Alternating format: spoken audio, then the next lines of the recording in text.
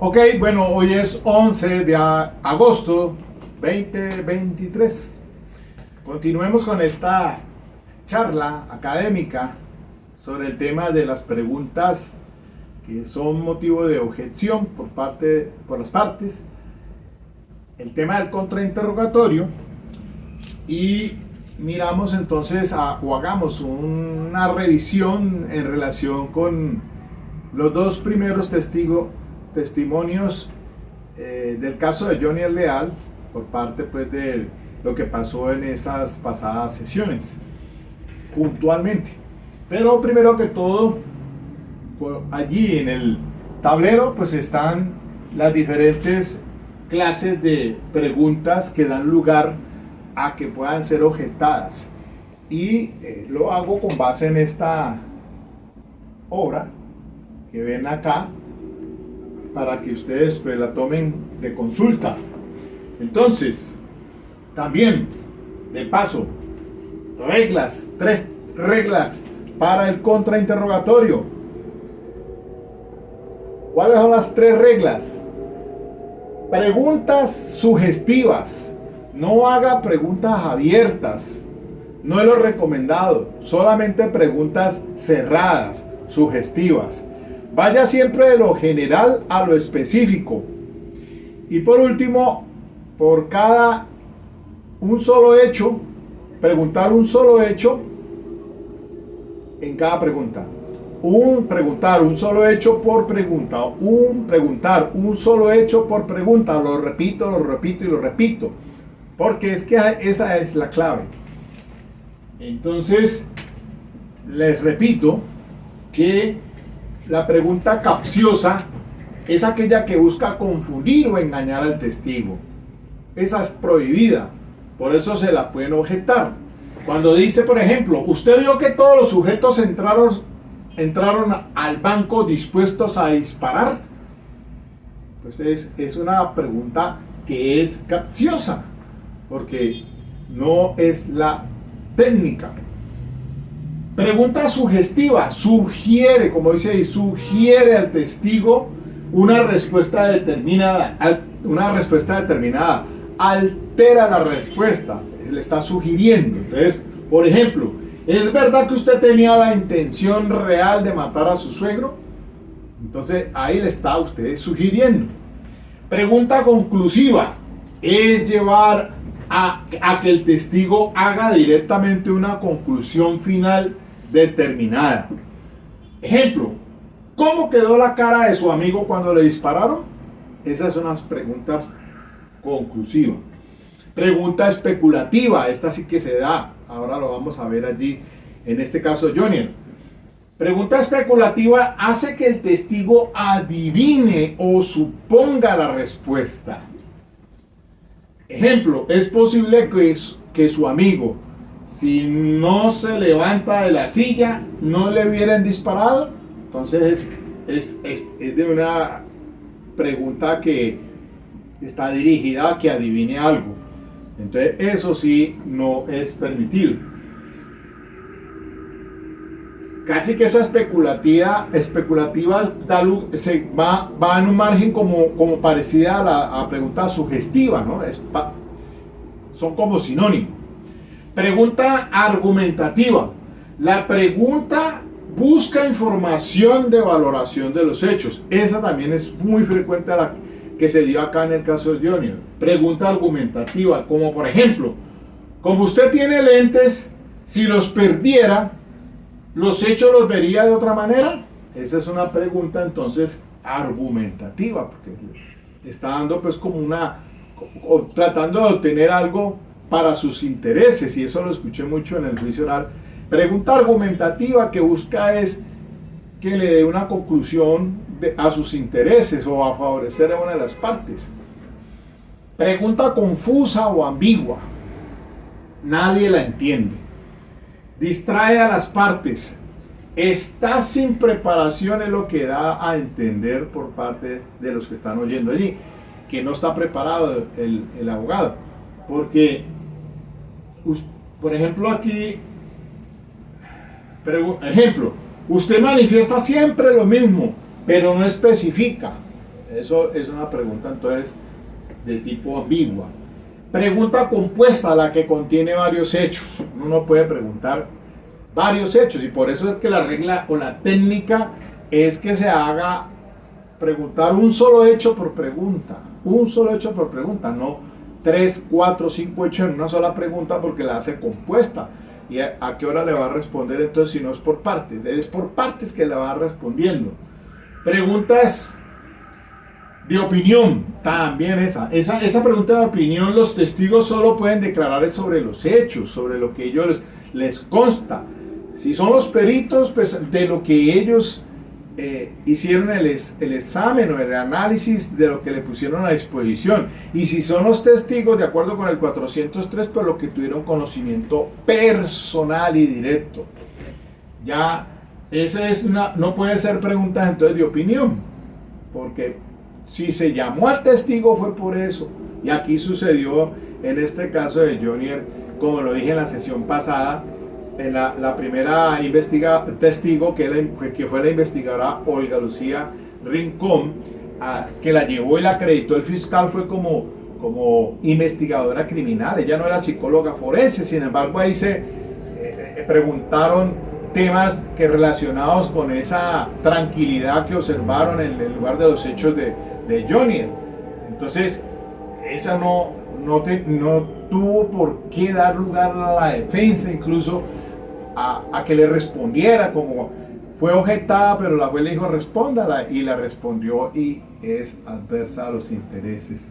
Esa pregunta de opinión, entonces que hay que tener en cuenta eso. ¿Para qué está sentado allá? ¿Por qué se lo decretaron? La pregunta de referencia, o sea, preguntas de referencia, respuestas que corresponden a declaraciones de otras personas. ¿Qué fue lo que le dijo su hermano? Pues es que esa no, es usted el que está rindiendo el testimonio, no venir a contar lo que le dijo de otra persona. Pregunta repetitiva, bueno, esa también, esa es más fácil de entender, esa que vuelven y la pregunta y vuelve y le pregunta y lo mismo y lo mismo. Pregunta impertinente o irrelevante que no tiene nada que ver con el marco del 375, que nada tiene que ver con los hechos. ¿Usted qué desayunó hoy? Nada tiene que ver con los hechos. Pregunta protegida o amparada. Muchas veces pasa esa situación porque la protege la ley y la Constitución a ciertos declarantes. Entonces son preguntas protegida o amparada. Incluso las conversaciones entre cliente y abogado. Pregunta formulada no respondida. Muchas veces la contesta el testigo, pero no lo que le fue preguntado. Entonces hay que reconvenirlo para que lo haga o solicitarle al juez su intermediación para eso. Bien, ya con eso, grosso modo, entonces, que sí lo hago aquí al inicio como la vez pasada. ¿Por qué razón? Porque es que entiendan ustedes esas 13 preguntas que dan lugar a que sean objetadas. ¿Cuáles son los fundamentos entonces? Y miren, vámonos ahora hacia al caso. Recuerde que yo les dije el tema ese de la cacha, que si era una cacha sintética o era una cacha de madera. Y ahí se zanjaron en ese tema de la cacha. Y entonces, eso también, pues pienso yo que fue pérdida de tiempo, la verdad, incluso para la defensa. ¿Qué buscaba con ese contrainterrogatorio? Entonces, recordando que la investigadora criminal, la abogada Olga, que entró allí, en el contrainterrogatorio de la defensa, le fue formulándole pues preguntas en relación con el tema, y entonces por allí le contesta la investigadora, a una pregunta, ¿podría decirle al despacho de qué material está hecha esa cacha? Responde, en el rótulo dice sintética color negro. Y vuelve y le pregunta a la defensa, usted indique si el acta de inspección se realizó registro fotográfico de esa cacha. Entonces ahí le objetó el fiscal. Es confusa y no hizo parte la fiscalía no mencionó del acta de inspección, se habló fue de un anexo, que es distinto a la pregunta de la defensa. Sigue siendo entonces argumentativa. Pregunta que busca información de valoración de los hechos. Y el juez dice, hay lugar. Defensa precise a la fijación fotográfica, ¿a qué se refiere?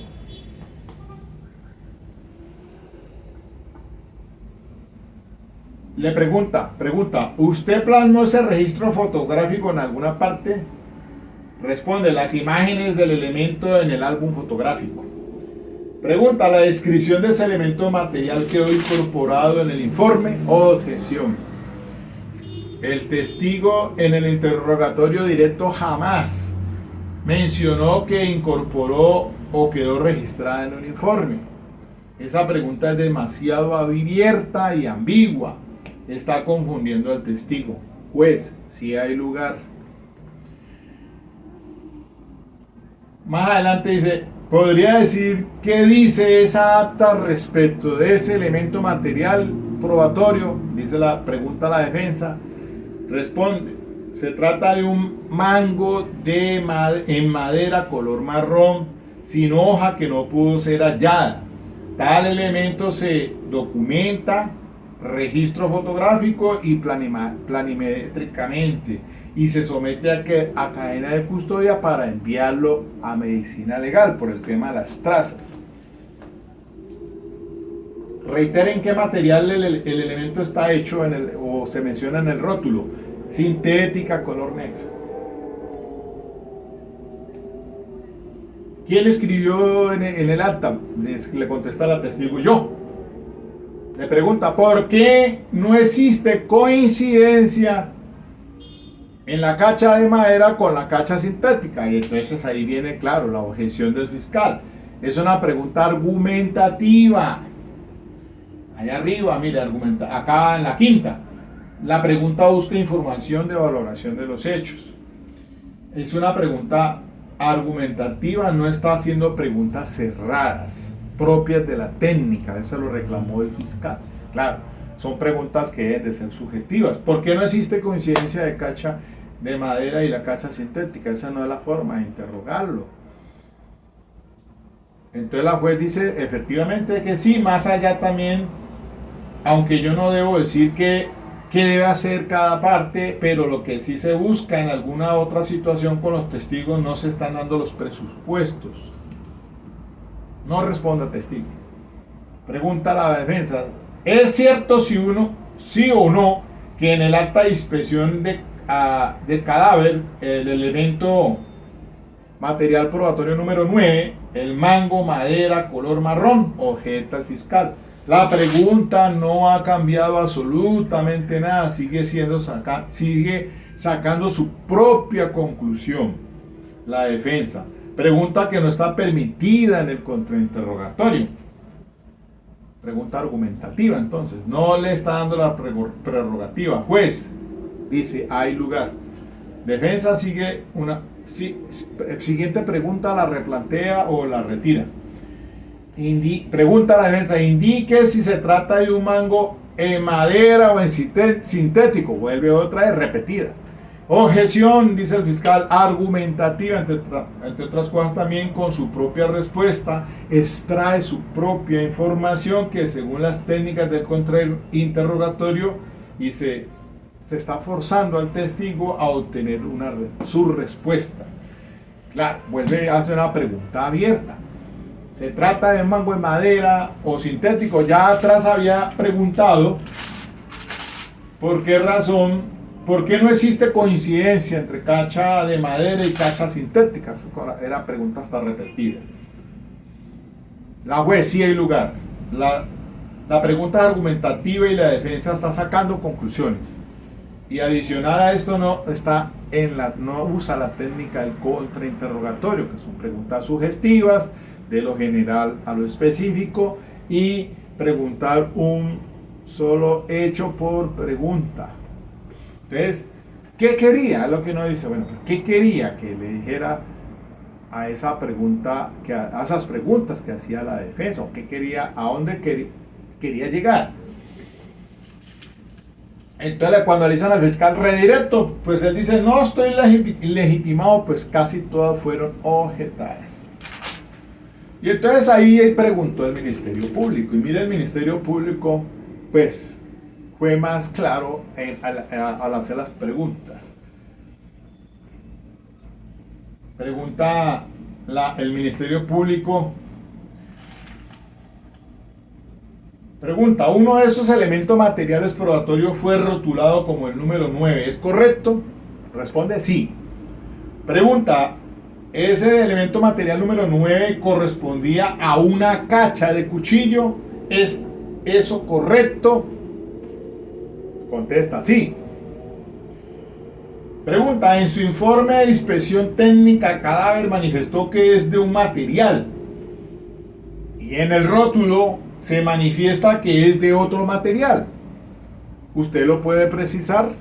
Y es una pregunta abierta. ¿Qué dificultad debe hacer para hacer esa pregunta? Pues, entonces responde, puede haber sido un error de digitación al realizar el acta de inspección del cadáver. Rótulo, fijación, que es el mismo elemento. Y le pregunta al Ministerio Público, ¿eso quiere decir palabra más o palabra menos? ¿Madera o sintético es relevante o no para la investigación? Pregunta, contesta. El elemento se tomó como elemento material probatorio relevante porque no se encontró la otra parte que hace juego, o sea, la hoja metálica.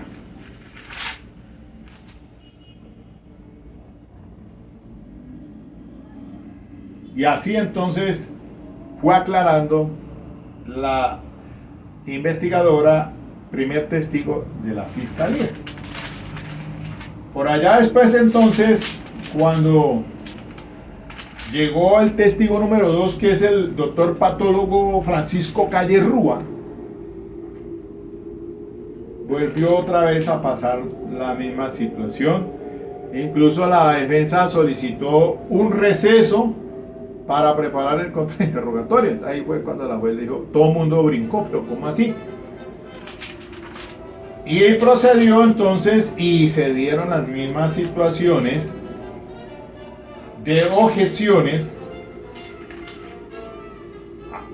que las vamos a ver en otra sesión, será ya por ahí el lunes, creo yo.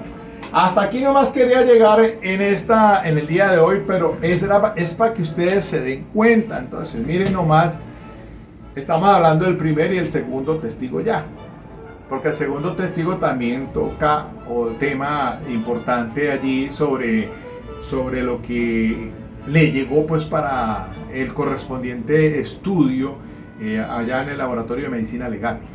Entonces observo yo que pues claro, hay una falencia enorme frente al tema de los contrainterrogatorios, porque el contraexamen, el cruzado o el cross examination, como llaman los americanos, pues no busca otra cosa, o bien refutar, o por lo menos solidificar lo que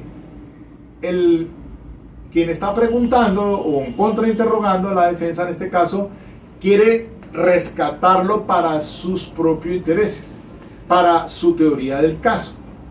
Yo en la anterior videoconferencia pues les expliqué cómo debía ser, hubiese sido la técnica de lo general a lo específico y con preguntas sugestivas o cerradas, no de diga y cómo y cuándo, no abiertas, que son contraproducentes por eso siempre le dicen no pregunte si usted no sabe la respuesta. Entonces, ¿qué es lo que quería con ese punto o tema, o esos 4 hechos puntuales de que cuando llegó a la escena del delito el Jonier no lloró, pues no preguntó por los cuerpos, pues que tenía, pues no mostraba o afloraba sentimientos, y por allá pues a la pregunta que le hizo la defensa y que le fue objetada, pero que la juez quiso que sí la respondiera, pues terminó diciendo que siempre que iba a toda escena del delito, en todas sus experiencias siempre se encuentran dolientes pues en llanto y bueno, etcétera, etcétera. Que eso les llamó la atención. Pero bueno, entonces ahí les expliqué cómo era lo que se ataca en ese tema, porque una cosa era la investigadora criminal y otra cosa es que esté fungiendo como psicóloga forense, perito en ese tema, para poder decir entonces o que calce o tenga importancia por los resultados de un juicio oral esa circunstancia para establecer más probabilidad o menos probabilidad de que sucedió el hecho, de los hechos de sangre, esos dos crímenes. Entonces hasta ahí vamos, pero miren ustedes esta dinámica académica tan importante para nuestro ejercicio profesional como abogados litigantes. Que hoy en día pues sabemos que hay muchos asuntos que terminan a mitad de camino con la negociación, pero otra cosa es irse a un juicio oral. Ya ustedes saben todo esto, mire que no es nada fácil y menos cuando venimos de 2 años de pandemia, venimos con esa virtualidad, que eso para mí es un fiasco realmente, no, incluso virtualmente es un problema para pantallazos y para refrescar memoria, bueno, todas esas cosas que sí debe ser bajo el principio de inmediación, allá en el juicio oral presencialmente, como está sucediendo en este caso de John Eri. Por eso lo he cogido como un ejemplo de academia para que ustedes vayan viendo entonces el paso a paso en esto. O sea que quedamos pendientes para el próximo 15, la otra semana, el martes, continuación del juicio oral a las 9 de la mañana con el testigo número 16 que debe llegar de los 50 y pico que le han decretado al fiscal. Y ya después la defensa, pues yo creo que en las próximas 10 sesiones que están pendientes y programadas, pues esto por lo menos vaya terminando antes de diciembre. Buen fin de semana. Chao, chao.